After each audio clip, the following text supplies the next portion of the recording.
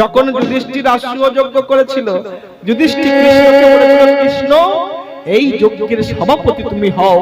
কৃষ্ণ বলেছিল, আমি সভাপতি হতে পারি, তবে আমি যাকে যে কাজের দায়িত্ব দেব তাকে সেই কাজ করতে হবে। হরি বল, হরি বল। বলে আমি দুর্যোধনকে কোষাধ্যক্ষ করব। বলে তোমার মাথা ঠিক আছে?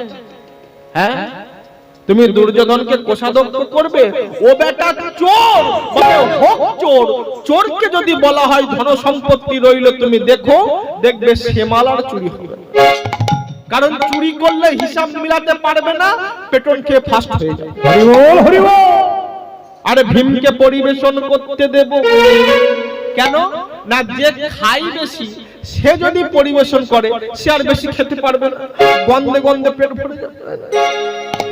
যুধিষ্ঠির বলছে, কৃষ্ণ তুমি সবাইকে সব কাজ দিচ্ছ, কিন্তু এই যজ্ঞের সভাপতি তুমি, সভাপতি হয়ে তুমি কি কাজ করবে? বলে যুধিষ্ঠির, আমি কি কাজ করব জানো? তোমার গৃহে যত সাধু গুরু বৈষ্ণব মুনি ঋষিরা আসবে, যত সাধু গুরু বৈষ্ণব মুনি ঋষিরা আসবে, সকলার চরণ ধৌত করার ভারটা আমি নিলাম। দেখেছেন? তোমার গৃহে যত সাধু গুরু বৈষ্ণব সেবা করবে, সেবা করবার পরে সেই এটো পাতাগুলো আমি নিজ হাতে সেগুলো পরিষ্কার। হরি বল, হরি বল, হরি বল।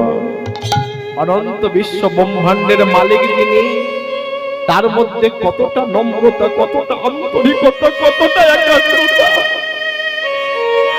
যাকে পাবার জন্য ক্ষীরদের কুলে কত শত মুনি ঋষি যোগী দিনের পর দিন, মাসের পর মাস, বছরের পর বছর, যুগের পর যুগ